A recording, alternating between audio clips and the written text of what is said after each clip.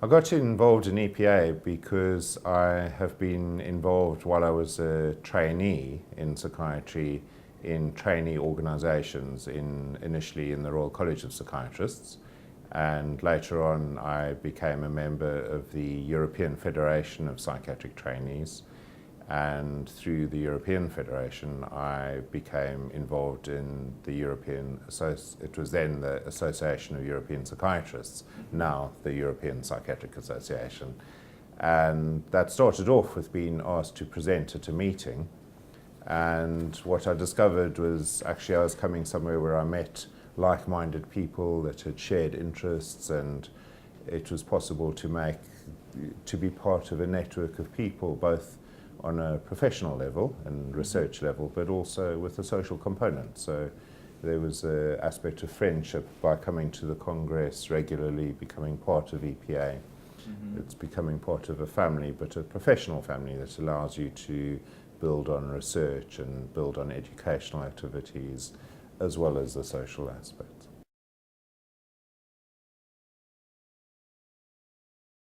The EPA carries out these activities in a lot of different ways. The two obvious ways is the European Congress of Psychiatry, which is an annual meeting, and that has many components.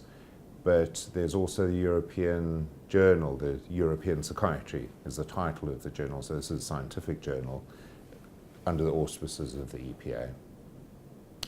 But to take that a bit further, the EPA has adopted a very creative and innovative approach. So we try to use modern technology, and we try to listen to what people suggest to members, but also people outside. So for instance, we have close collaboration with other organizations such as EPA and GAMIAN. These are organizations representing patients and representing their families.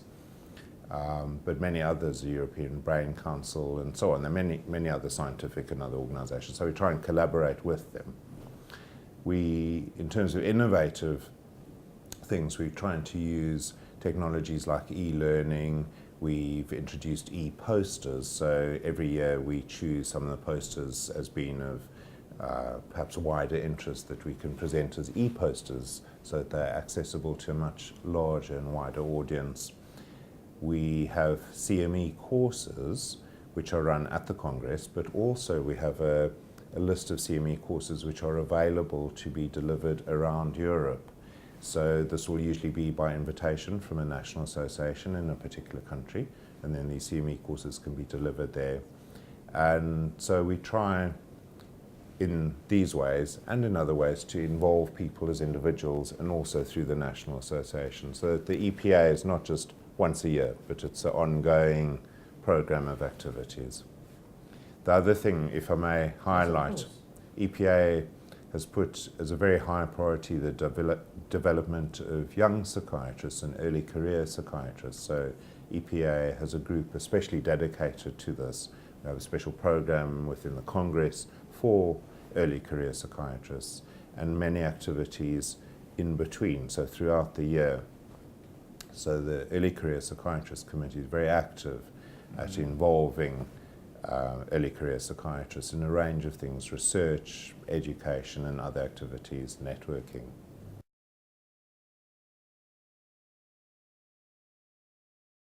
I think there are a number of things. So one is EPA, in my view, wants to strive for the best possible quality in healthcare, mental health care. And we want to have the best quality content in terms of what we deliver. So this is an ongoing battle. We never get to the point where we relax and say we've done that. We continually want to improve. So this is a very important ongoing issue. So it's the best quality science, the best quality education, and so on. The second thing that I think is really important is to build on collaboration with other organizations. And I mentioned earlier EPA and GAMIAN, so this is patient organizations and family organizations. So to build that collaboration so that we're able to work in a way that, for example, educational interventions or even research interventions become more and more useful to everybody, including obviously the psychiatrists and the members of EPA.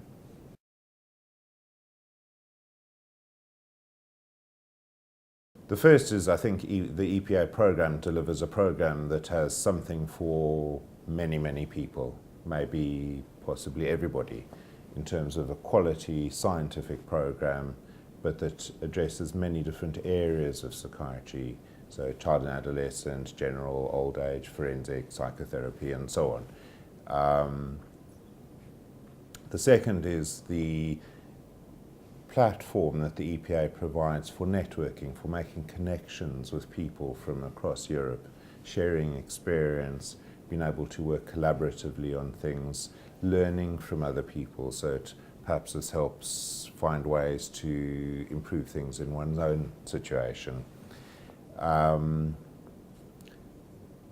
I think the third thing is that for psychiatry, as for any other medical specialty, it's very important that there's, as far as possible, a sense of unity and working together and supporting each other. And I think the EPA provides that framework on a European level that allows us to present a united specialty and puts us in a position where we're more able to achieve change that is good for us professionally, but also good for patients and good for services.